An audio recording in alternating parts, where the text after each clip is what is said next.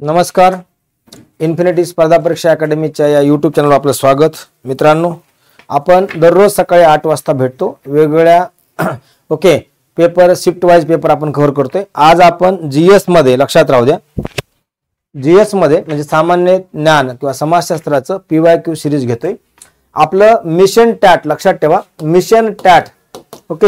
Infinity स्पर्धा परीक्षा academy आपल्यासाठी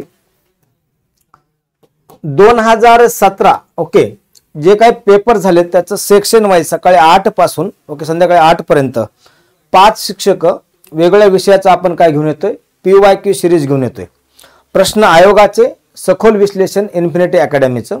या सिरीजचा उद्देश एकच आहे, काय विचारलं तुम्हाला ते समजावं. दुसरं, आपण तयारी करत असताना महाराष्ट्रामधली सर्वोत्तम, लक्षात ठेवा, अनुभवी, लक्षात राहू द्या, आपल्याकडे शिक्षक वृंद आहेत. उदाहरणामध्ये आपल्या समोर स्क्रीनवर आपल्याला इमेज दिसते. IBPS पॅटर्न नुसार महाराष्ट्रातील, लक्षात ठेवा, एक अनुभवी शिक्षक वृंद. एक्झाम असते 200 मार्काची आपली, बरोबर आहे. त्याच्यापैकी जर वेटेज बघितलं तर विषयानुसार वेटेज जर बघितलं तर सर्वाधिक वेटेज कशाला टॅटला, तर गणित बुद्धिमत्तेला आहे. आणि आपल्यासाठी एक सगळ्यात महत्त्वाचं म्हणजे ज्यांनी IBPS पॅटर्न फेस केला, ज्यांना टीचिंगचा अनुभव आहे, ज्यांना जॉब आहे IBPS पॅटर्न नुसार, असं व्यक्तिमत्व म्हणजे गौरी मॅडम. 110+ मार्काचं त्यांचं वेटेज आहे. मॅडम आहेत. त्याचप्रमाणे सागर सोनवणे सर आहेत, माधव जगताप सर आहेत आणि मी स्वतः सामान्य ज्ञान म्हणजे GK साठी 3 व्यक्तिमत्व. यानंतर बालमानसशास्त्रासाठी सागर जगताप सर. त्यांनी स्वतः सरांचं पुस्तक आहे. 2 वेळा सर TET आणि टॅट पास पण आहेत. त्याच्यानंतर मराठीसाठी आणि मराठीसाठी लक्षात ठेवा सचिन आतकरे सर आणि इंग्रजीसाठी संगपाल सर. एकंदरीत हे आमचे, लक्षात ठेवा, TETचं एक्सपर्ट IBPS पॅटर्न नुसार फॅकल्टी आहेत. त्याचप्रमाणे टॅट साठी आपल्याला सेम, लक्षात ठेवा, सेम आपल्यासाठी फॅकल्टी अवेलेबल आहे. काही क्युरी असेल तर ही बॅच ऑनलाईन होईल. आपल्यासाठी लाईव्ह प्लस रेकॉर्ड बघता येईल. वैशिष्ट्य म्हणजे आपल्याला किती पण वेळा म्हणजे अनलिमिटेड व्ह्यूज पाहता येतील. काही डाऊट असतील तर डाऊट सेशन आहे आपल्याकडे अवेलेबल आहे. काही क्युरी असेल तर 92 26 01 81 81 हा आमचा संपर्क क्रमांक आहे, याच्यावर फोन करा. आजच्या सिरीज मधला आपला पहिला क्वेश्चन आहे, ॲल्युमिनियम धातू म्हणजे काय. जस्ट आपण ह्या टॅट एक्झामची तयारी करत असताना मी तुम्हाला विनंती करेल, कारण मी स्वतः शिक्षक आहे, लक्षात ठेवा, मला या प्रोसेस मधून गेलेलं आहे, तर मी म्हणेल की पाठ्यपुस्तकाला फोकस करा. कशाला, पाठ्यपुस्तक. नोट करा, मी काय म्हटलं, पाठ्यपुस्तक, जेणेकरून पाठ्यपुस्तकावर हा बेस प्रश्न आहे आणि तुम्हाला सगळं बेसिक विचारतं. आपला टॅटचा उद्देश काय, गुरुजी म्हणून, बाई म्हणून शाळेमध्ये आपल्याला याच्या मार्फत काय मिळते, सरकारी नोकरी म्हणजे नोकरी मिळते आपल्याला. याच्यासाठी पर्याय आहेत की ॲल्युमिनियमचा धातू कशा संबंधी म्हणजे काय आहे, फ्लोरोस्पर आहे का, बॉक्साइड आहे का, हेमेटाइट आहे का.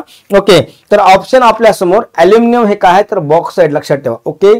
याच्यानंतर पुढं वन्यजीव सुरक्षिततेसाठी आंतरराष्ट्रीय संघटना, ऑप्शन आपल्या समोर आहे. काय विचारले, वन्यजीव. नोट करा हा पॉइंट. पर्यावरणासंबंधीचा जो आपल्याला टॅटला परिसर अभ्यास आहे घटक, कोणता, परिसर अभ्यास. त्या परिसर अभ्यासासंबंधीचा हा प्रश्न आहे. कोणता, परिसर अभ्यासासंबंधीचा. नोट करा हा परिसर अभ्यास. जसं आपला अभ्यासक्रम पुढे जातो 6 ते 12 पर्यंत आपण टप्पे पार करतो, तसं याचं उत्तर रूपांतर कशामध्ये होतं, पर्यावरणामध्ये होतं. आणि हे पर्यावरणासंबंधीचं आज आपण वेगवेगळ्या माध्यमातून, न्यूजपेपर मधून एक पाहतो, वाघांची संख्या कमी व्हायला किंवा प्राण्यांचा, लक्षात ठेवा, मानवाच्या वस्तीवर हल्ले व्हायला लागलेत किंवा प्राण्यांची हत्या व्हायला, आपण सगळं ऐकतो, बरोबर आहे का. यासाठी प्राण्यांच्या किंवा वन्यजीवांच्या सुरक्षेसाठी आंतरराष्ट्रीय लेवलला एक संघटना आहे, त्याचं नाव आहे, आपल्या समोर ऑप्शन 4 विचारलेत, IUCN, युनिसेफ, IUPAC आणि WHO. मित्रांनो, हे कोविड मध्ये WHO खूप गाजलं होतं, कारण का, हे आरोग्यासंबंधी कार्य करतं. युनिसेफ, लक्षात ठेवा, इमर्जन्सी टाइमला, ज्याचं नावच आहे United nation international children emergency fund, म्हणजे मुलांना व मातांना आपत्तीच्या वेळी पोषणासंबंधी, ज्याला आपण म्हणूया महत्वाची मदत करतं. त्यामुळे हे पण नाही आणि हे पण नाही, दोनच पर्याय उरतात. तर याचं उत्तर आहे IUCN, international union for conservation nature. तुम्हाला मी याचं व्हेरिफिकेशन देतो, कारण का हे खूप गरजेचं आहे. ओके आयुष्यनचं, आणि हे परीक्षेला आपल्याला येतं म्हणजे येतं, लक्षात ठेवा अशा प्रकारचं, कारण युनिसेफ विचारतं. ओके आयुष्यन ही जी आंतरराष्ट्रीय संघटना आहे, ओके याच्या संबंधीचा आपण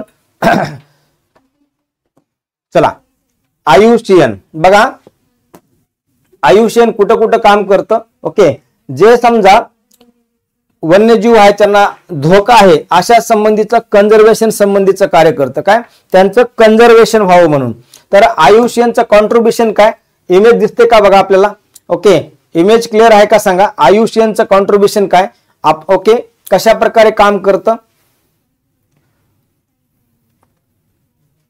चला ते आयुष्यन काय करतं, डिवायडेशन करतं की एक रेड लिस्ट जारी करतं की कोणत्या प्राण्याला कशा प्रकारचा धोका आहे. उदाहरणामध्ये ओके हे ऍक्च्युली स्पर्धा परीक्षा करताना आपल्याला राज्यसेवा यूपीएससी करताना हे परीक्षेला प्रश्न आले त्याच्यावर, पण तुम्हाला विचारले की आयुष्यन, म्हणून याच्या संबंधीचं व्हॉट इज लक्षात ठेवा आयुष्यन. आणि आपल्यासाठी हे का महत्वाचं आहे की ते एक रेड लिस्ट जारी करतं. रेड लिस्ट म्हणजे की कोणता प्राणी कशा प्रकारचा त्याला धोका आहे.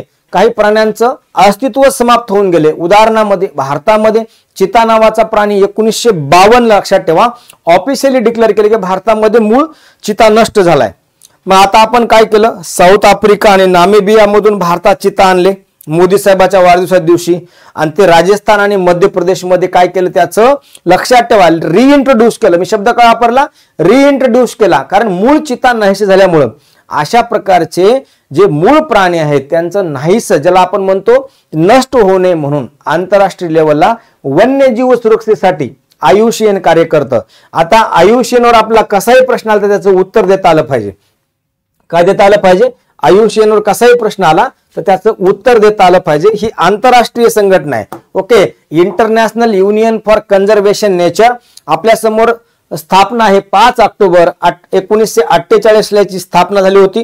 दिसतंय का क्लिअर बघा, याचं हेडक्वार्टर स्वित्झर्लंडचं ग्लांड या ठिकाणी आहे. कुठं, स्वित्झर्लंड.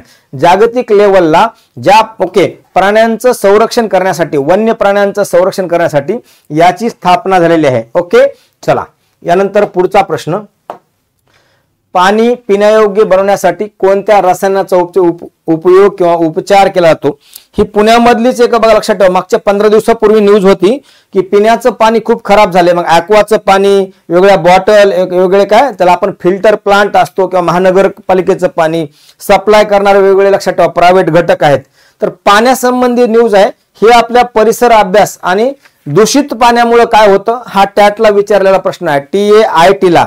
उदाहरणामध्ये जसं प्रश्न व्यवस्थितपणे कसा विचारला होता बघा, कुत्रा चावला तर काय होतो, रेबीज होतो, आणि जर पाणी दूषित असेल तर काय होतं, तर लक्षात ठेवा हिवताप येतो. असा एक गटात न बसणारा शब्द आपल्या ह्या शिक्षक भरतीला विचारला होता. काय गटात न बसणारा शब्द लक्षात ठेवा. तर पाणी पिण्यायोग्य बनवण्यासाठी कोणत्या रसायनाचा उपचार केला जातात, calcium carbonate, calcium hydroxide, magnesium hydroxide का क्लोरीनच्या गोळ्या. तर मित्रांनो लक्षात ठेवा आपण लहानपणापासून ऐकतो ती क्लोरीनच्या गोळ्या. कशाच्या, क्लोरीनच्या गोळ्या. चला व्हेरीफाय करूया आपण हे बरोबर आहे का क्लोरीनच्या गोळ्या. ओके क्लोरीन लक्षात ठेवा टॅबलेट वॉटर प्युरिफिकेशनसाठी यूज करतात का क्लोरीन. ओके बघा आता हे तुमच्या समोर इमेज आहे.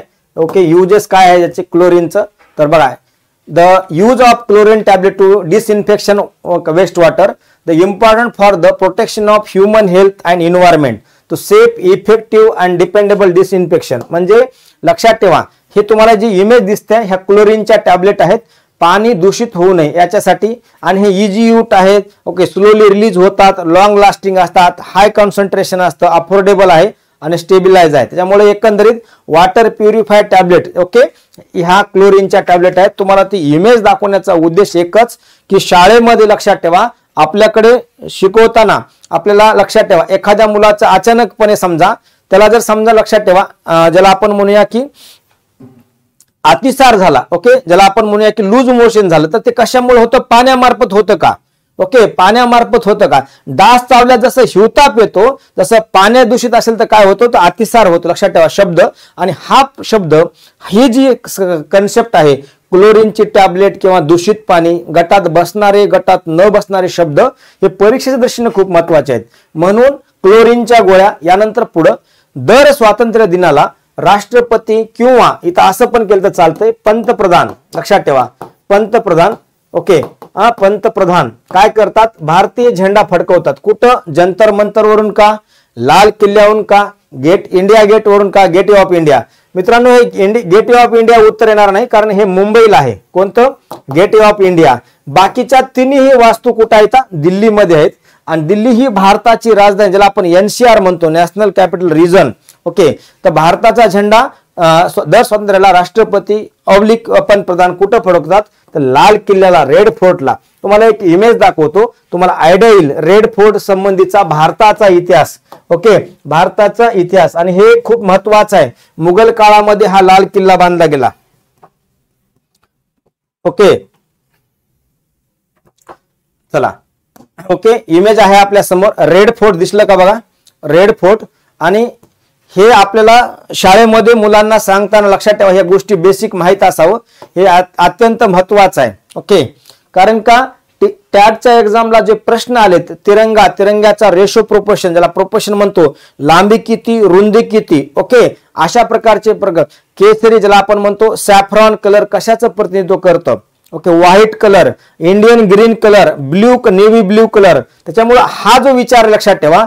आता prime minister Jawaharlal Nehru gave the historical India tryst with destiny, म्हणजे पंतप्रधान पंडित जवाहरलाल नेहरू यांनी 1947 ला जेव्हा देश स्वातंत्र्य झाला तेव्हा स्पीच दिलं होतं, नियतीशी केलेला करार. काय नाव होतं, नियतीशी केलेला करार. इथं दिलं बघा इंग्लिश मध्ये, इंडिया ट्रस्ट विथ डेस्टिनी, हे स्पीच दिलं होतं. कुठं, लाल किल्ल्यावरून 15 ऑगस्ट 1947 ला. तेव्हापासून लक्षात ठेवा, स्वातंत्र्य दिवशी दरवर्षी लक्षात राहू द्या साजरा केला जातो रेड फोर्ट वरून. ठीक आहे, या ठिकाणी वेगवेगळे सांस्कृतिक कार्यक्रम होतात. चला, इमेज बघा. ओके, आणि हे मुलांना लक्षात ठेवा, काहीतरी क्रिएटिव्ह दाखवायला हवं त्या अनुषंगानं. ओके, दिसतंय का इमेज बघा तुम्हाला, PM मोदी साहेब लक्षात ठेवा रेड फोर्ट वरून स्पीच देत आहेत. चालतंय. ओके, एक तुम्हाला व्हिडिओच्या माध्यमातून तुम्हाला मी व्हिज्युअलाइज करायचा प्रयत्न करतोय. यस, ओके, दिसलं का, यस. त्याच्यामुळे तुम्हाला हे लक्षात राहू द्या. चला पुढचा, यानंतर पुढचा प्रश्न. आता इथे एक तुम्हाला दिसेल बाकीचं, इंडिया गेट. हा, इंडिया गेट दिल्लीमध्ये आहे, पण त्याचा उद्देश खूप वेगळा होता. कारण पहिल्या महायुद्ध आणि अफगाण युद्धामध्ये जे ब्रिटिश आर्मीमध्ये असणारे हिंद सैनिक, ज्या त्यावेळेस काय म्हणायचे, हिंद सैनिक जे शहीद झाले होते, त्यांची आठवण म्हणून इंडिया गेट बांधलं गेलं. ठीक आहे, नेक्स्ट पुढं, दृकश्राव्य साहित्याचा, ज्याला आपण म्हणतो ऑडिओ व्हिडिओ, लक्षात ठेवा. ओके, ज्याला एक म्हणतो दृकश्राव्य, मराठी शब्द काय, ऑडिओ व्हिडिओ साधनाच्या सहाय्यानं अनुकूल क्षमतेचा अर्थ म्हणजे काय. ऑप्शन आपल्या समोर आहेत. ओके, विद्यार्थ्याची मानसिक पातळीनुसार असायला हवी. ओके, दृकश्राव्य साहित्य शिक्षकाच्या क्षमतेनुसार असायला हवीत. दृकश्राव्य साहित्यातील सामग्री स्वरूप अनुसार असायला हवं. वरील पैकी सर्व. हे तर उत्तर नाही आणि शिक्षकाच्या नाही, कारण का कुठलंही साधन हे स्टुडंट म्हणजे विद्यार्थी केंद्रित असतात. लक्षात ठेवा, आपली परीक्षा आपण जी DED, BEd, MEd, हे TET, टॅटची जी तयारी करतो, हे सगळं कशासाठी चालू आहे, जॉब आहे. पण कुणासाठी जॉब आहे, विद्यार्थ्यांना टीचिंग करण्यासाठी, अध्ययन करणं. शिक्षकानं काम अध्यापन करणं. लक्षात ठेवा, अध्ययन वेगळं आणि अध्यापन वेगळं. आपण जे कोर्स करतो DED, BEd, हे काय झालं, आपलं अध्ययन झालं, आणि जेव्हा प्रत्यक्ष फील्ड होतं तेव्हा झालं अध्यापन. ओके, मग हे जे जेव्हा आपण अध्यापन करतो त्यावेळेस जे साधनं असतात ते कोणते आहेत, तर लक्षात ठेवा दृकश्राव्य ऑडिओ साहित्यातील सामग्रीचं स्वरूपानुसार असायला हवं. आता लंग्स संबंधीचा एक प्रश्न आलाय, सायन्स संबंधी विचारले, कोअर सायन्स आहे. या ठिकाणी काय विचारले, फुफ्साची पातळी भिंतीवरील रक्तवाहिन्यामधून रक्त जाताना काय होतं. ओके, ऑप्शन आहेत, प्लेटलेट प्लाझ्मासाठी बदलले जातात, कार्बन डायऑक्साइडला ऑक्सिजन बदलले जातं, याच्यानंतर रक्त फुफ्सात भरते व खोकला येतो, काही नाही, फुफ्फुस रक्ताला जागा देते आणि रक्त आपल्याला रस्त्यातून हृदयामध्ये परत जाते. हे चूक आहे, लक्षात ठेवा. ओके, प्लेटलेट प्लाझ्मासाठी बदलते, हे पण चूक. ऑप्शन 2च उरतात. तर याचं उत्तर आहे फुफ्साची पातळी भिंतीवरील रक्तवाहिन्यामध्ये, ज्याला आपण बघा ओके ब्लड व्हेसल म्हणतो. काय म्हणतो, लंग्स आणि ब्लड व्हेसल याचं रिलेशनशिप विचारले तर कार्बन डायऑक्साइडला ऑक्सिजनने बदलले जातं. काय होते, कार्बन डायऑक्साइडला ऑक्सिजनने बदललं जातं. याच्यानंतर पुढचा, चला इतिहासासंबंधीचा प्रश्न आलाय. ओके, आपल्या भारतामध्ये जे काही हिस्टोरिकल प्लेस आहे, ज्याला आपण म्हणू ऐतिहासिक स्मारक आहेत, याच्यावर प्रश्न आलाय. चार मिनार कुठं आहे? चांद मिनार, चार मिनार लक्षात ठेवा. बेंगलोर, हैदराबाद, चेन्नई यापैकी कोणतं नाही हे चूक लक्षात ठेवा. दक्षिण भारतामध्ये आहे, कन्फर्म आहे लक्षात ठेवा.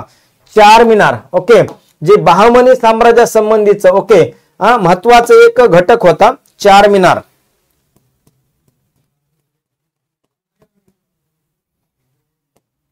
ओके चला, चार मिनार हैदराबाद मध्ये आहे. कुठं आहे? हैदराबाद मध्ये आहे. इमेज आपल्या समोर आहे, चेक करत चला.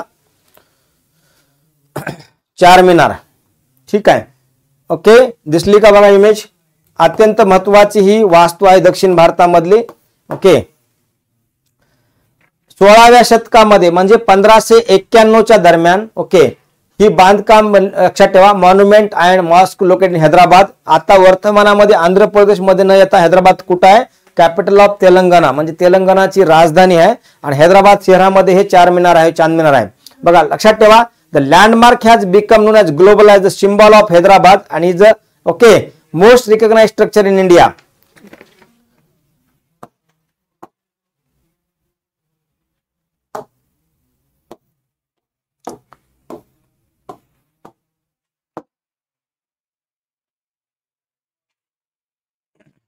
कशामुळे फेमस आहे चार मिनार? त्याच्यात त्या बांधकाम शैलीमुळे, आर्किटेक्ट लक्षात ठेवा. कशामुळं? आर्किटेक्ट शैलीमुळे. आणि 16व्या शतकात बांधलं म्हणजे जवळपास 400 वर्ष होऊन गेले लक्षात ठेवा या बांधकामाला. तरी बी लक्षात ठेवा ही वास्तू आजही लक्षात ठेवा जशाल तशी उभी आहे. आणि ते भारतासाठी काय वन ऑफ द लक्षात ठेवा प्राईड आहे की ही वास्तू भारतामध्ये आहे लक्षात ठेवा. चार मिनार ओके. तर इतिहास आपल्याला जर बघितला आपण चार मिनारचा ओके तर परीक्षेला आपलं हे महत्वाचं आहे चार मिनार. ओके सुलतान मोहम्मद कुली कुतुबशाह म्हणजे कुतुबशाही, बिजापूरची आदिलशाही, गोळकोंड्याची कुतुबशाही म्हणजे कुतुबशाहीचा जो सुलतान होता लक्षात ठेवा मोहम्मद कुली कुतुबशाह यांनी काय केलं? ही चार मिनार वास्तू बांधली. ओके एवढा इतिहास इनफ. यस आता बाकीचे जे पर्याय आहेत बेंगलोर, चेन्नई या ठिकाणी ही वास्तू नाही. फक्त एवढंच लक्षात ठेवा की दक्षिण भारतामधली जी मुस्लिम सत्ता होती ओके बहमनीचे ज्या 5 फाळणी झाली होती, 5 विभागणी, त्याच्यापैकी बिजापूरची आदिलशाही होती आणि गोळकोंड्याची काय होती? कुतुबशाही. म्हणून मोहम्मद कुली कुतुबशाह या शासकानं हैदराबाद मध्ये काय केली होती? ही वास्तू बांधली होती. नेक्स्ट बर्फाचं गोठण बिंदू ज्याला आपण ठेवा ओके बॉइलिंग पॉइंट वेगळा. ओके आता प्रश्न काय विचारलाय? गोठण बिंदू विचारलाय, बर्फाचा विचारलाय. कसं विचारलाय? बर्फाचा. आता बर्फ कधी तयार होतो? एक इमेज करा, इमॅजिन करा तुम्ही आणि वाटलं त्याला व्हेरीफाय पण करा. ओके व्हेरीफाय करत करा. चला प्रत्येक प्रश्न हा व्हेरीफाय झाला पाहिजे. ओके आणि याच्यामध्ये प्रत्येकाच्या ठिकाणी आपल्याला सायन्स माहित पाहिजे. काय पाहिजे? माहिती सायंटिफिक अप्रोच माहित पाहिजे. चला बर्फ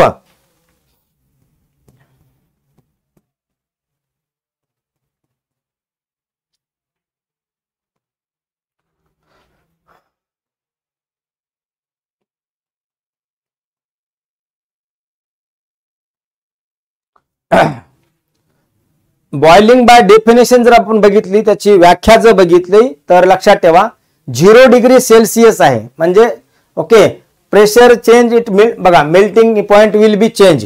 जर तुमचा दाब बदलला तर त्याचं मेल्टिंग पॉइंट पण बदलू शकतो. ओके इमेज बघा आपल्या समोर आहे.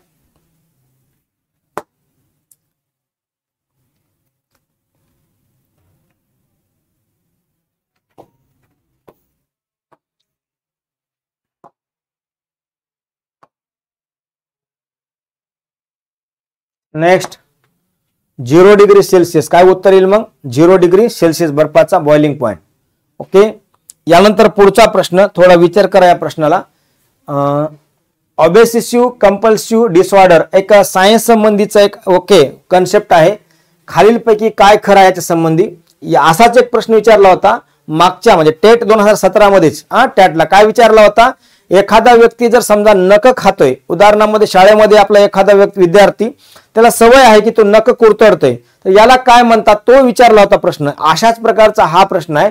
एखाद्या गोष्टीनं पिछाडलेल्या किंवा पछाडलेल्या ओके वाटणारी खंत मोकळी करण्यासाठी एखादा व्यक्ती करते ते वर्तन म्हणजे ऑब्सेसिव्ह कंपल्सिव्ह डिसऑर्डर. लोकांना हानी पोहोचणारं वर्तन, टोकाचा स्वभाव करणे वरीलपैकी कोणतेही नाही. याचं ऑब्सेसिव्ह कंपल्सिव्ह डिसऑर्डरचं उत्तर येतं एखाद्या गोष्टीने पछाडल्यामुळे वाटणारी खंत मोकळी करण्यासाठी एखाद्या व्यक्ती करतं ते वर्तन. Obsessive compulsive disorder. नोट काय? Obsessive compulsive disorder.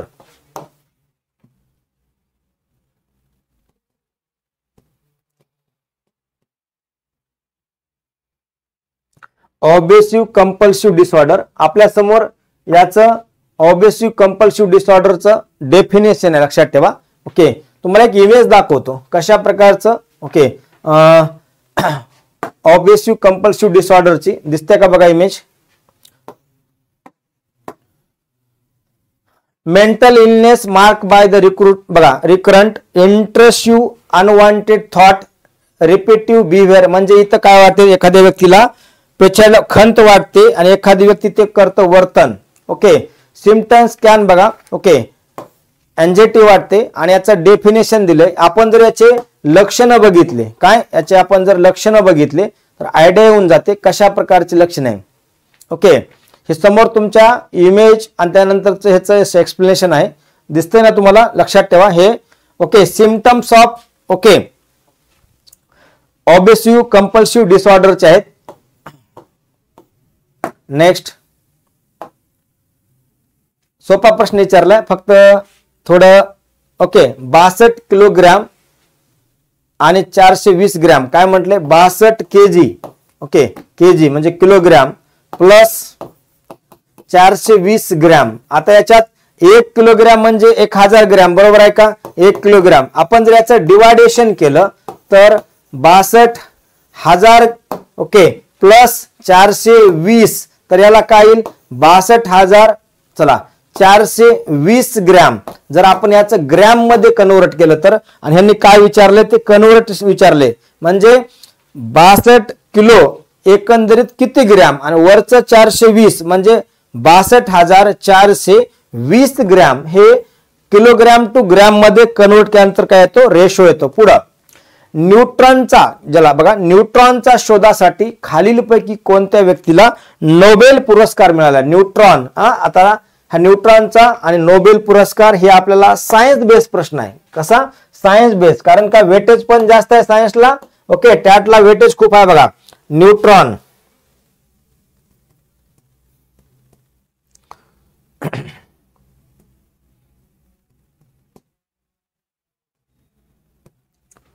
Okay, James Chadwick नावाच्या व्यक्तीने आता शोध लावला होता आणि याच्याच त्यांना अचिव्हमेंट काय मिळाली होती? ओके, याच्या बदल्यामध्ये इमेज बघा, जेम्स चॅडविक यांची, त्यांना नोबेल पुरस्कार पण मिळाला होता. वर्ष खूप महत्वाचं आहे, 1932 ला न्यूट्रॉनचा शोध लावला होता. ठीक आहे, न्यूट्रॉनचा शोध. ओके, इमेज बघा आपल्या समोर आहे.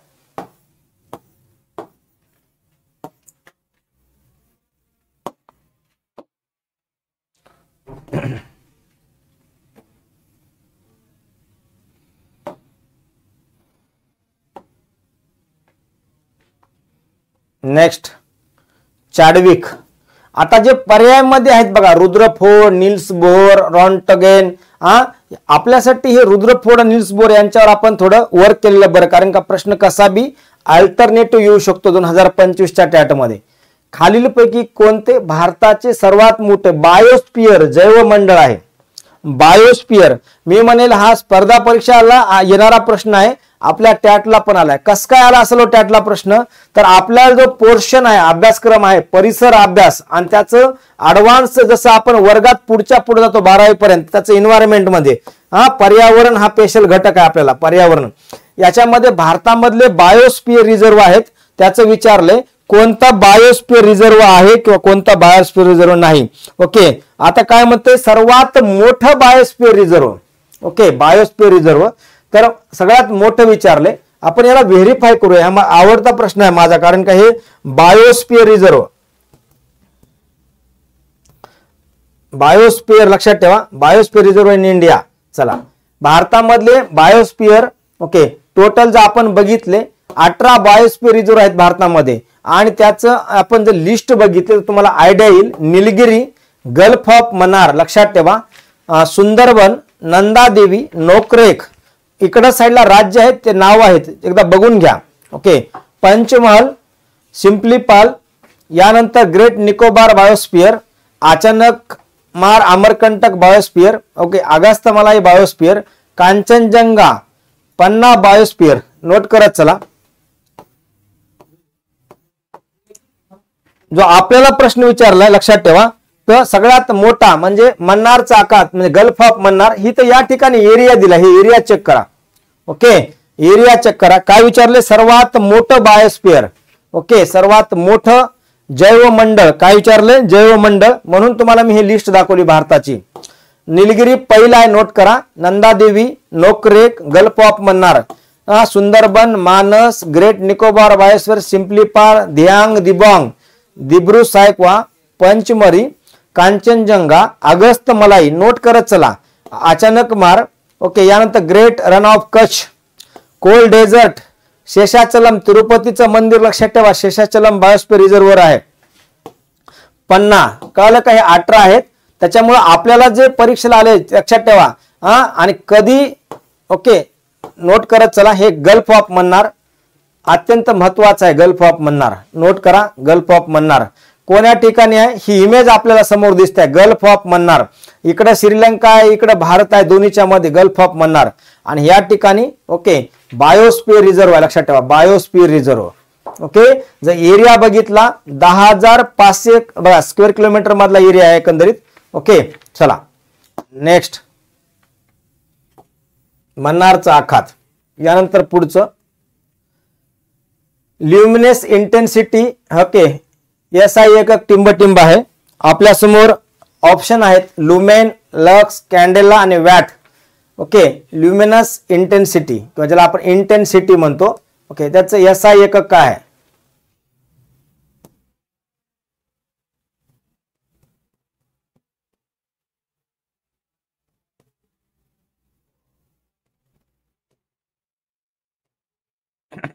चला, काय एकक आहे? ओके, ल्युमिनस इंटेन्सिटीचा आपल्या समोर बघा इमेज मी तुम्हाला दाखवतो. SI base unit of luminosity काय? ते कॅन्डेला.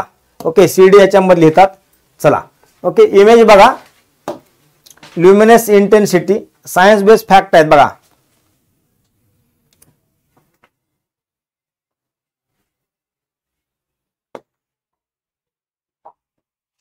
यानंतर पुढचा मग काय उत्तर येईल? ल्युमिनस इंटेन्सिटीचं लुमेन, लॅक्स, कॅन्डेला. काय येईल उत्तर? कॅन्डेला. याच्यानंतर पुढचा ओके आकाशात गमन करणारा, आकाशामध्ये फिरणारा किंवा ज्याला आपण म्हणतो गमन करणारा काय आहे? मेघ, विमान, पक्षी, खग. आकाशात गमन करणारा, तर याचं उत्तर येतं खग. काय उत्तर येतं? खग. यानंतर का पक्षी गमन करणारा काय येईल उत्तर सांगा बरं. मी तुम्हाला इथे HW लिहितो होमवर्क. आकाशामध्ये फिरणारा. ओके, मेघ फिरतं का? विमान फिरतं का? पण विमान आर्टिफिशियल आहे, मॅन मेड आहे. तर मग आता तुम्ही सांगायचं पक्षी का खग? सांगा काय येतं उत्तर. ओके, याच्यानंतर पुढं आपल्या राष्ट्रध्वजाचा कल्पनाचित्र टिंबटिंब यांनी केलं. अत्यंत महत्वाचा प्रश्न आहे. राष्ट्रध्वजासंबंधीचा मी आत्ताच बोललो होतो. ओके, राष्ट्रध्वजासंबंधीचा पिंगाली व्यंकय्या, बद्रुद्दीन तय्यबजी, श्रीमती सुरैया तय्यबजी, ॲनी बेझंट. तर उत्तर काय येईल याचं बोला. पिंगाली व्यंकय्या यांनी केलं होतं का आपल्या राष्ट्रध्वजाची कल्पना? यस. ओके, आता थोडक्यामध्ये तुम्हाला त्याचा इतिहास सांगतो. History of Indian national flag. काय काय करायचं? नॅशनल फ्लॅगची हिस्ट्री.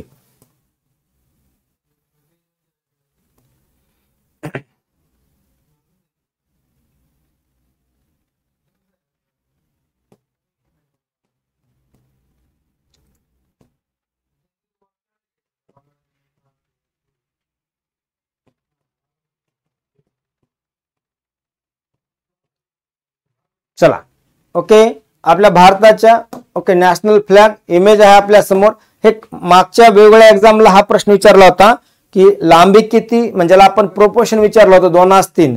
कधी झेंडा स्वीकारला नॅशनल फ्लॅग? 22 जुलै 1947 ला.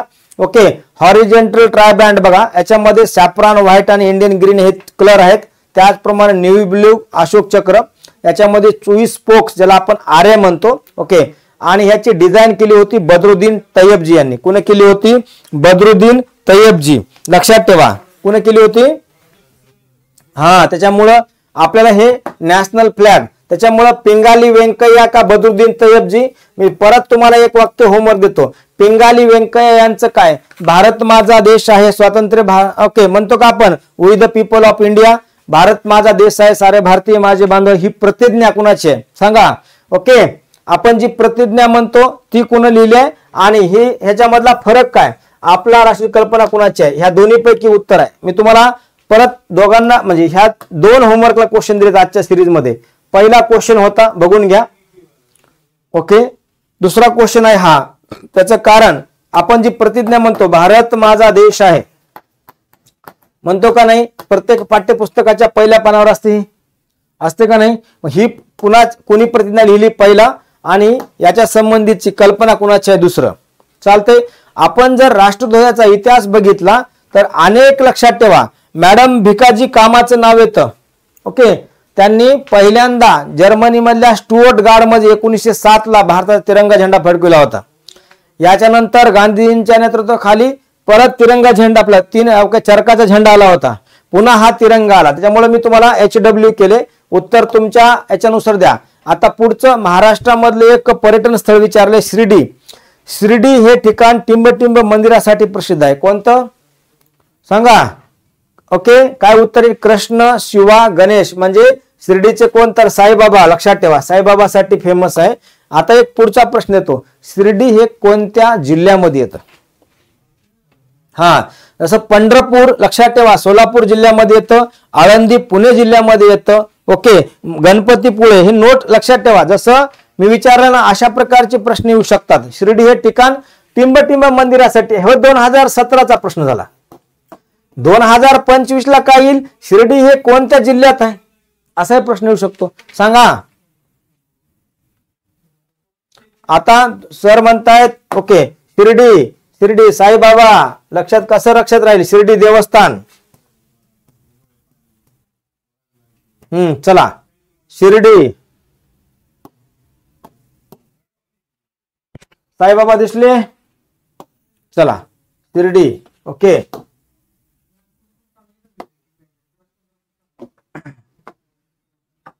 आपल्या समोर आहे शिर्डी. आणि आता शिर्डी खूप न्यूज मध्ये होतं 15 दिवसापूर्वी. कारण का तिथं थोडं देवस्थानचे 2 कर्मचाऱ्यांचा काय झाला काही दिवसापूर्वी तिथं म्हणजे रात्री घरी जाताना खून झाला होता. बरोबर आहे का? शिर्डी साईनगर. आता याच्यामध्ये कोणता? राहाटा तालुका आणि अहमदनगर डिस्ट्रिक्ट मध्ये आहे. एकदा बघून घ्या, परत एकदा बघा. कळलं का सर? ओके, त्यामुळे उत्तर देताना जरा व्यवस्थित उत्तर द्या. याच्यानंतर पुढचा प्रश्न. खालील कोणते शिकवण्याचं तंत्र आहे? खालील कोणतं शिकवण्याचं म्हणजे टीचिंगची कला आहे? मुलाखत, टिपा तयार करणे, समीक्षा, वरील सर्व. शिकवण्यासंबंधी विचारले कोणतं आहे? ओके, टीचिंग कोणतं शिकवण्याचं तंत्र आहे? मुलाखत आहे, टिपा तयार करणं, समीक्षा करणं. तर वरील पैकी सर्व. टीचिंग संबंधीचं कोणतं मेथड ज्याला आपण म्हणूया टीचिंग, शिकवण्याची कला, टीचिंगची कला. यस. ओके, याच्यानंतर जंगल तोडीच्या सर्वात धोकादायक परिणाम काय आहे? जंगल तोड झाली उदाहरणामध्ये फॉरेस्ट, ज्याला आपण इंग्लिश मध्ये टर्म आहे डिफॉरेस्टेशन. काय म्हणतो? डी. हे पर्याय वाचा. पर्यायानंतर तुम्हाला एक इमेज दाखवतो. जंगल कमी होणं, डिफॉरेस्टेशनचा, इतर वनस्पतीचं नुकसान होणं, वन्य प्राण्यांच्या वस्तीचा नाश, जमिनीचं अपक्षरण. काय काय होतं सर? उदाहरणामध्ये जर एखाद्या ठिकाणचं ओके डिफॉरेस्टेशन केलं तर त्याच्यात काय परिणाम होतो? ओके, वन्य प्राण्यांच्या वस्तीचा नाश होतो का? चला चौथं उत्तर आहे बघूया. चला डिफॉरेस्टेशन. Okay, deforestation. चला डिफॉरेस्टेशन मुळे काय होतं? चला ओके, इमेज बघा. आता दिसली इमेज? दिसली इमेज? चला डिफॉरेस्टेशन मुळे काय व्हायला लागले? डिफॉरेस्टेशन मुळे काय होतं? डिफॉरेस्टेशन मुळे सारखं जंगल तोड व्हायला लागले. जंगल तोड. ओके, जंगल तोड व्हायला लागले. ही इमेज बघा. ही इमेज सांगते तुम्हाला बरंच काही. काय होतं या इमेज मध्ये? बोला, जरा मोठं करतो तुम्हाला लक्षात येईल की आपण शाळेत. आता ही इमेज तुमच्या समोर आहे. काय होते? Save the earth. दिसली का इमेज? काय व्हायला लागले, हे कोण बाजूला, हे काय ॲनिमल आहेत का, प्राणी आहेत का, म्हणजे वन्य प्राण्यांचं काय होतं, रहिवासाची वस्तीचा नाश होतोय. काय होतोय, वस्तीचा नाश होतोय. इथले प्राणी कुठे जातील सर, आता इथले प्राणी कुठे जातील सांगा की, हे प्राणी कळलं का. ओके, म्हणजे हे इमेजच्या माध्यमातून आपल्याला काय शिकायचे, एखादे प्राणी या मूळ ठिकाणी राहत असतील आणि त्यांच्या वस्तीचा जर नाश झाला तर ते काय होतं. ओके, मानवाचा म्हणजे डिफॉरेस्टेशन मुळे. प्रश्न बघा, जंगल तोडीचा सर्वात परिणाम काय होतो, तर वन्य प्राण्यांच्या वस्तीचा नाश होतो. त्याच्यानंतर जंगल कमी होणे, इतर वनस्पतीचं नुकसान होणे, जमिनीचं अपक्षरण होणे, त्याला म्हणायचं इम्पॅक्ट ऑन इम्पॅक्ट. काय म्हणायचं, परिणामावर परिणाम होणे, इम्पॅक्ट ऑन इम्पॅक्ट. ठीक आहे, म्हणून ही आपण इमेज खूप महत्वाची होती, डिफॉरेस्टेशन. आता याचं कारण खूप वेगळे आहेत. डिफॉरेस्टेशन का केलं जातं, ओके, कॉजेस, त्या कॉजेस कडे जायचं नाही आपल्याला. चला बघा, दिसली image sir. Effect of deforestation पहिलाच आहे, increase wild fires, loss of biodiversity, increase atmosphere मध्ये कार्बन डायऑक्साईड वाढतं. काय वाढतो, कार्बन डायऑक्साईडचं प्रमाण वाढतं, कारण का ऑक्सिजन शोषून कोण घेतात, झाडं. ओके, याच्यानंतर इन्क्रीज द फ्लडिंग, पूर येऊ शकतो. Disruption of water cycle, yes. Increase, लक्षात ठेवा हे महत्वाचं, ड्रॉट म्हणजे दुष्काळ पडू शकतो. ओके, ही इमेज आपल्याला बरंच काय सांगून जाते, बरंच काय सांगून जाते इमेज. चला, काय काय इफेक्ट होते, ड्रॉट वाढतंय, wild fire, loss of habit. Loss of habit एक नंबरला आहे बघा सर, लॉस ऑफ हॅबिट. काय, लॉस ऑफ हॅबिट आलं लक्षामध्ये.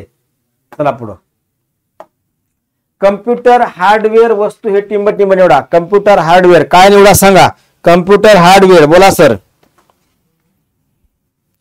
मदरबोर्ड असतं का कम्प्युटरला, मग हार्डवेअर आहे का ते. पुढं, फ्लॅश ड्राईव्ह, वरील पैकी दोन्ही. काय उत्तर येतं, याच्यानंतर पुढचा प्रश्न, खालीलपैकी कोणत्या जीवमंडळ राखीव समुद्र गायी आढळतात. राखीव समुद्र गायी मी आताच दाखवलं होतं, राखीव समुद्र गायी. ओके, बघा जीवमंडळ म्हटलंय आणि रिझर्व लक्षात ठेवा समुद्र गायीसाठी, तर याचं उत्तर येतं मनारचं आखात. काय येतं, मनारचं आखात. आणि आताच मी जे बायोस्फिअरची रिझर्व लिस्ट दाखवली तुम्हाला, बघा कोणती, बायोस्फिअरची लिस्ट, याच्यामध्ये याचा उल्लेख आहे. ओके, मनार बायोस्फिअर रिझर्व,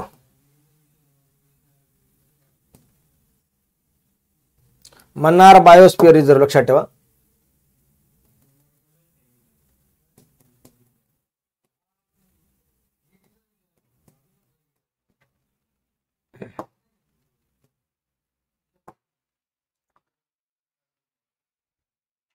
ओके, आता हे कशासाठी फेमस आहे बघा, मनार बायोस्फिअर रिझर्व फेमस फॉर, कशासाठी फेमस आहे मनारचं बायोस्फिअर रिझर्व, तर राखीव समुद्र गायी आढळतात. काय आढळतात, बायोस्फिअर रिझर्व. इमेज आपल्या समोर आहे. ओके, मनारचं बायोस्फिअर रिझर्व फेमस फॉर. मनारचं कुठं आहे दाखवलं होतं, श्रीलंकेन भारताच्या मध्ये, लक्षात ठेवा मनार बायोस्फिअर रिझर्व. ओके, तुम्हाला राज्य विचारलं तर नाव सांगायचं तामिळनाडू. काय नाव सांगायचं, Tamil Nadu. Mannar biosphere reserve. Okay, specially what is the speciality of Mannar biosphere reserve. Okay, चला यानंतर पुढचं, मन्नारचं आखात. नेक्स्ट, आर्द्रता मोजण्यासाठी वापरणारे साधन कोणतं. आर्द्रता कशाने मोजतात. ओके, तापमापी असतं का आर्द्रता मोजायला, थर्मोमीटर असतं. हवेमध्ये ओलावा आहे, कशाने मोजतात, आर्द्रता. पवन वेगमापी, आर्द्रता मापी, तापमापी का सूर्य. आर्द्रता मोजण्यासाठी काय असतं, तर आर्द्रता मापीच. काय असते, आर्द्रता मापी. जे खालचे लक्षात ठेवा, थर्मोमीटर, हायड्रोमीटर. ओके, हे वेगळं. यानंतर पुढं, वोल्ट कॉल याच्या संबंधित केला जाऊ शकतो. वोल्ट बोला,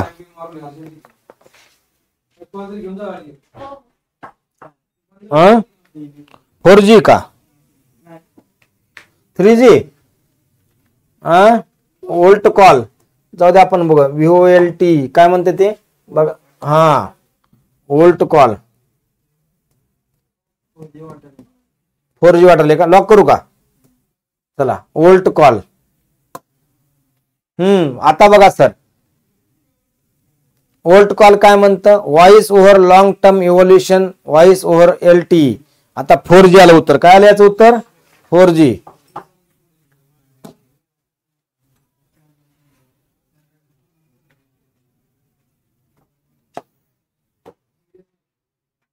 दिसलं का सर? ओल्ट कॉल कळलं का? चला तुम्ही म्हणला म्हणून 4G करतो, बरोबर आहे का? ठीक. याच्यानंतर पुढं, जगातील केवळ तरंगते राष्ट्रीय उद्यान, याला IMP करा. जीकेचा प्रश्न आहे, जनरल नॉलेजचा प्रश्न आहे, याचं उत्तर आलंच पाहिजे. चला ओके. जगातील केवळ तरंगते राष्ट्रीय उद्यान ज्याला म्हणतो, लक्षात ठेवा, असं तरंगत म्हणजे खाली पाणी वरी, हे तरंगत राष्ट्रीय उद्यान. ओके. कोणत्या राज्यामध्ये आहे? मणिपूर का, कोल्हापूर का, बिलासपूर का, दिसपूर का? लक्षात ठेवा. कसं पर्याय टाकले, सगळीकडे पूरच आहे. पर्याय लक्षात ठेवा. पण त्याचं उत्तर काय येतं? मणिपूर. काय नाव येतं? ओके, मणिपूर.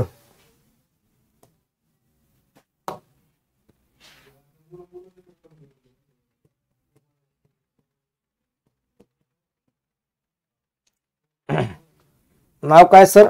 चला, Keibul Lamjao national park. Note करा, काय नाव आहे? ओके, मणिपूर मध्ये आहे Keibul Lamjao national park. Only floating national park, याला तरंगताला इंग्लिश मध्ये काय म्हणतात? फ्लोटिंग. कळलं का? Floating national park. ओके. आपल्या समोर याचं वन ऑफ द फीचर आहे फ्लोटिंग नॅशनल पार्कचं. चला, दिसलं का सर? ओके. आता याचं फीचर बघा, एक एक फीचर बघा. चला दाखवते, इमेज दाखवतो सर. फ्लोटिंग नॅशनल पार्कची इमेज दाखवतो, थोडं थांबा.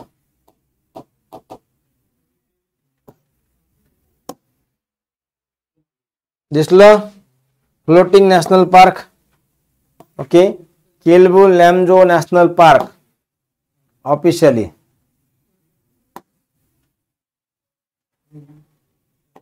दिसलं का? चला ओके.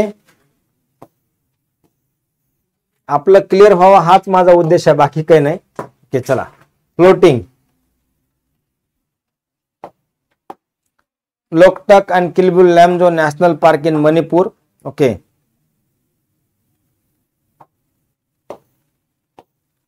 दिसलं? फ्लोटिंग. चला,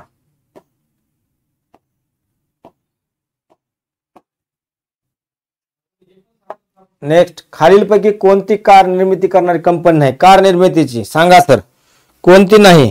कार निर्मिती, स्कॉडा, ऑडी, टेस्ला करते का? टेस्ला कार सांगा, करते का?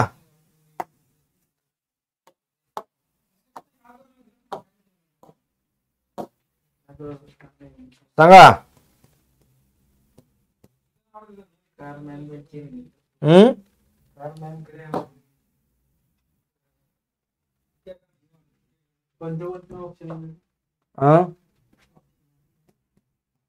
सांगा, कॅलमॅन कंपनी कोणत्या कोणत्या आहेत बोला. टोयोटो आहे, वॉक्सवॅगन आहे, जनरल मोटार आहे, हुंडाई आहे. ओके. कोणत्या कोणत्या देशाच्या आहेत ते बघा. आपल्याला फक्त कोणत्या कोणत्या कंपनी आहेत ते महत्वाचं होतं. चला, टोयोटो, हुंडाई, वॉक्सवॅगन, ऑडी आहे. आपल्या पर्यायामध्ये ऑडी होती का? हा. स्टेनले, जनरल मोटार आहे, होंडा आहे, निशान आहे, सुझुकी आहे. ओके, BMW आहे, फोर्ड मोटर आहे. परंतु आपल्याला जो पर्याय आहे टेस्ला, टेस्ला कोणत्या गाड्या बनवते? सांगा, टेस्ला कोणत्या गाड्या बनवते? चार्जिंगच्या. कोणत्या गाड्या बनवते? बोला बोला, कोणत्या बनवते? चार्ज. कुणाची कंपनी आहे टेस्ला? लय न्यूज मध्ये आहे टेस्लाचा ओनर सध्या. टेस्ला. आपली नाही, इंडियन नाही, Tesla. Tesla. Okay, automotive company Tesla. लक्षात ठेवा. Electric car, solar, clean energy, Tesla. Elon Musk. Yes, Elon Musk. Okay चला, नेक्स्ट पुढचं. खालीलपैकी कोणती एक बाग नाही जर त्याला बाग म्हणतात? काय असं? मुंबईचे हँगिंग गार्डन आहे इथं बाग. मसूर मधलं वृंदावन पॅलेस आहे.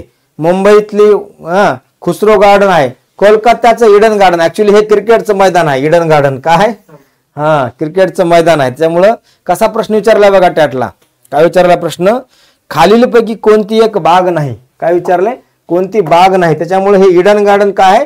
क्रिकेटचं मैदान आहे. Okay, cricket stadium. Cricket stadium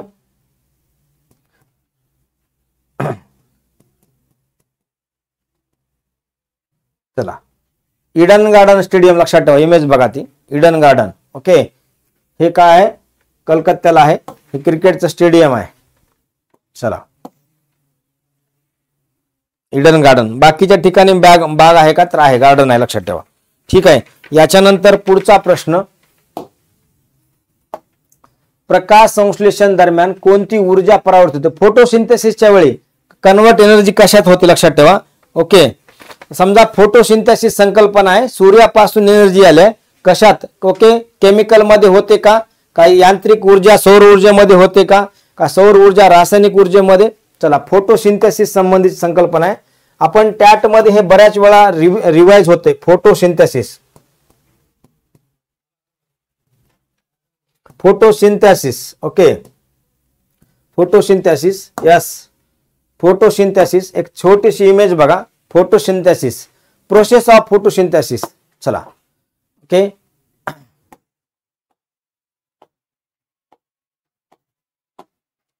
चला, एक इमेज आहे. सनलाइट आहे. एक सूर्यफुलाचं झाड दाखवले, कार्बन डायऑक्साइड, ऑक्सिजन आणि शुगर. तर कशातून कशात एनर्जी कन्वर्ट होते? एक इमेज आपल्या समोर आहे. चेक करा आता. ह्या इमेज मधून तुम्हाला आयडिया येऊन जाईल. ओके, आयडिया येऊन जाईल कशा प्रकारे. Okay, water, light energy. Okay, यानंतर oxygen, glucose, carbon dioxide, mineral, photosynthesis process कशी होते? तर सौर ऊर्जा रासायनिक ऊर्जेमध्ये रूपांतर होते. काय होते? सौर ऊर्जा रासायनिक ऊर्जेमध्ये रूपांतर होते. याच्या म्हणजे सौर ऊर्जा रासायनिक ऊर्जेमध्ये. याच्यानंतर पुढं कैलास सत्यार्थी कशा संबंधित क्षेत्र विचारले? पत्रकार आहेत का? राजकारणी आहेत का? सामाजिक कार्यकर्ते का? गायक? मित्रांनो, गायक नाहीत. ओके, त्यामुळे हा पर्याय कट करा. दुसरा, राजकारणी पण नाहीत. एक तर पत्रकार किंवा सामाजिक कार्यकर्ते. कैलास सत्यार्थी यांचं खूप मोठं कॉन्ट्रीब्युशन आहे, लक्षात ठेवा. म्हणून सामाजिक, सोशल सेक्टर मध्ये सामाजिक कार्यकर्ते आहेत ते. चला, कैलास सत्यार्थी आलाय प्रश्न तर आपण त्यांना व्हेरीफाय करून बघूया. त्यांचं कार्य आपल्याला माहित असलं पाहिजे. Okay, Kailas Satyarthi.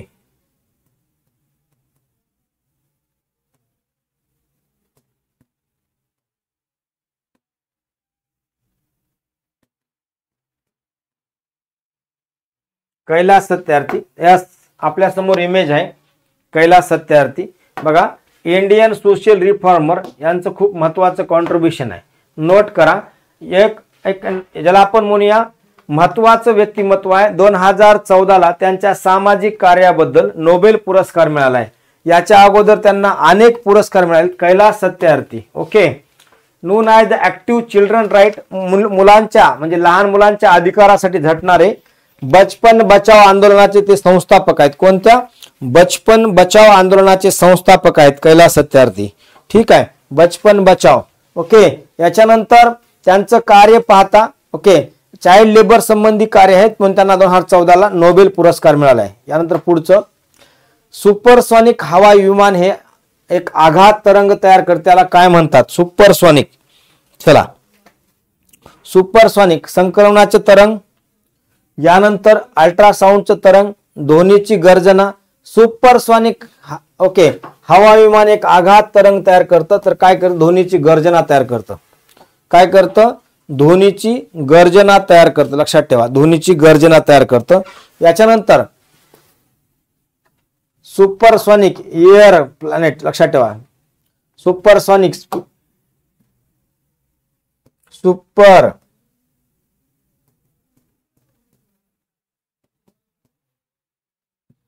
Supersonic aircraft. चला, एकदम हवेच्या गतीनं पल्स. लक्षात ठेवा, सुपरसॉनिक. ओके, सुपरसॉनिक हवेच्या गतीनं. आपण इमेज बघा, एक्स्ट्रीमली सुपरसॉनिक एअरक्राफ्ट एकदम फास्ट जातं, फास्ट. Okay, supersonic aircraft. त्याच्यामुळे तुम्हाला मी ही इमेज दाखवली महत्वाची.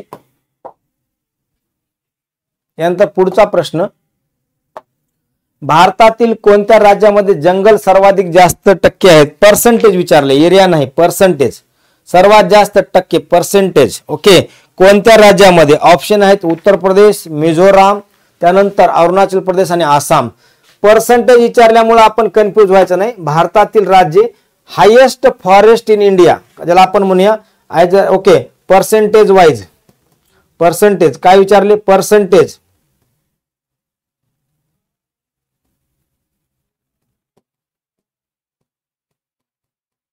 स्टेट. ओके, पर्सेंटेज वाईज लक्षात ठेवा, महत्वाचे.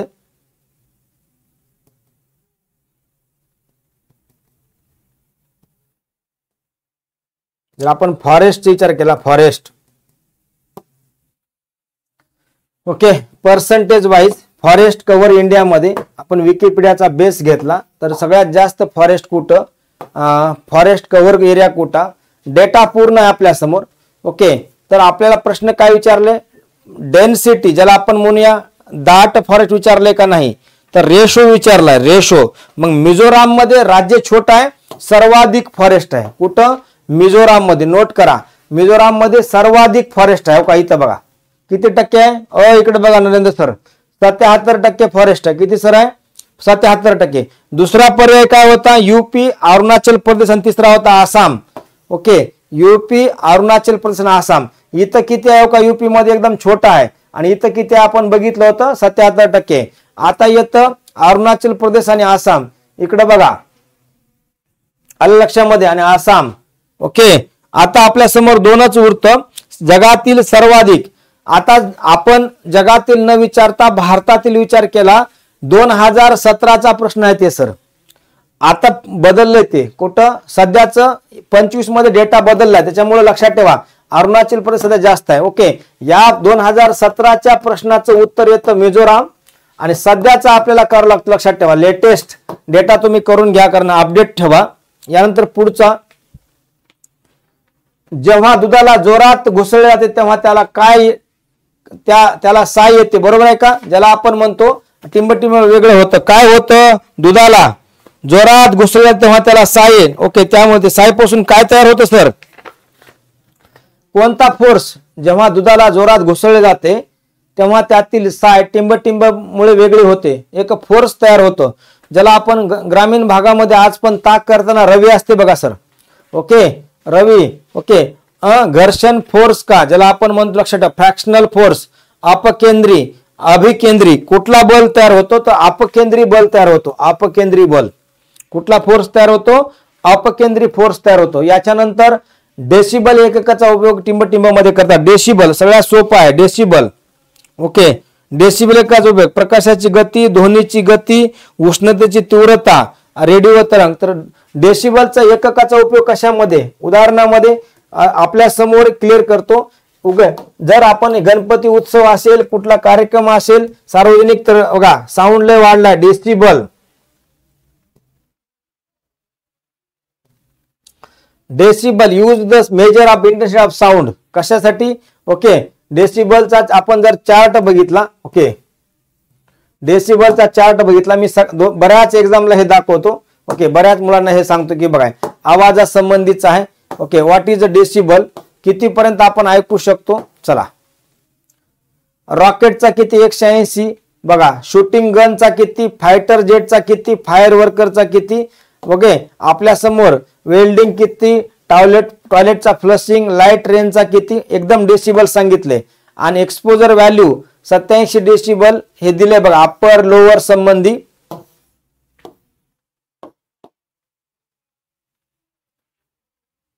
चला, ओके, डेसिबल.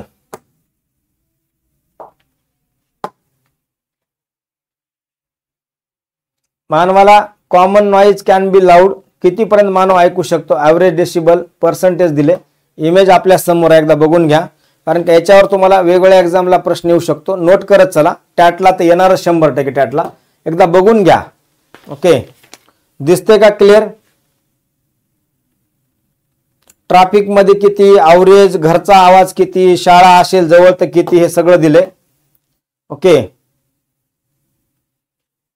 नेक्स्ट म्हणजे कशाचा आहे? ध्वनीची तीव्रता. आवाज. नंतर पुढचा, खालीलपैकी कोणता अनुवंशिक रोग आहे? अनुवंशिक, ज्याला आपण म्हणतो जेनेटिकल डिसीज आहे, अनुवंशिक रोग आहे. ओके. बहुरक्तस्राव, लघुदृष्टी दोष, रक्ताशय, श्वेतपेशी कर्करोग हा अनुवंशिक. कर्करोग हा अनुवंशिक नसतो, रक्ताशय पण नसतो, लघुदृष्टी पण नसते. ओके. हा पिढ्याने पिढ्या ज्याला अनुवंशिक म्हणतो, बहुत रक्तकोशीय. शेवटचा प्रश्न आजच्या आपल्या सिरीज मधला, भारतामध्ये कोणता दिवस बाल दिन म्हणून साजरा करतात? लक्षात ठेवा, बाल दिन भारताचे पहिले पंतप्रधान पंडित जवाहरलाल नेहरू यांच्या संबंधी आहे 14 नोव्हेंबर. नोट करा. काय? बाल दिन लक्षात राहू द्या, चाइल्ड डेज लक्षात राहू द्या, हे परीक्षेला येतं. ओके. शिक्षक दिवस पण आलाय तर child. Okay.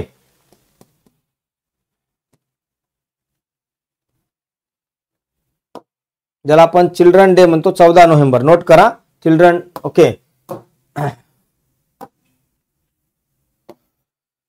14 November is a celebration of dedicate the honor and बघा cherish the well being children in the India. Children day is observed 14 November with the rich history and importance. आता याचा खूप महत्वाचा आपल्यासाठी तर इतिहास आहे. What is 14 November?